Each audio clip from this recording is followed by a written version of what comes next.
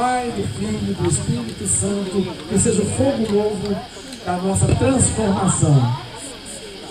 Pronto, pode soltar o som, Otávio. A primeira música que é da Santa Sara. Vamos cantar da Santa Sara para acender a fogueira dos ciganos. E que o fogo dessa fogueira leve todos os seus pedidos aos céus. E na terra queime e transforme em cinzas tudo aquilo que não é necessário, tudo aquilo que carrega a sua vida de coisas ruins.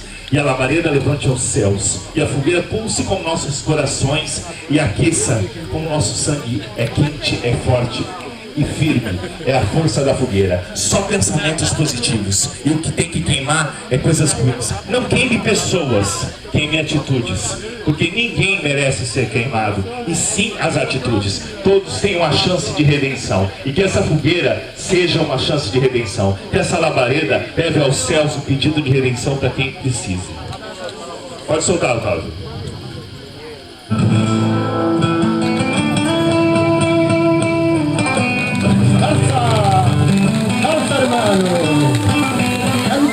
Cántale a Santa Sara, pues, a nuestra diosa morena, a la reina de todos los gitanos.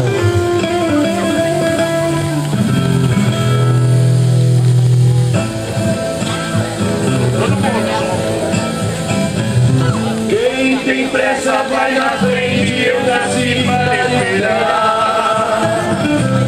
Quem quiser chorar, te choraria, eu nasci pra cantar. Minha vida é a rua, meu país é a lua, sou amante cigano da liberdade nua. Minha vida é a rua, meu país é a lua, sou amante cigano.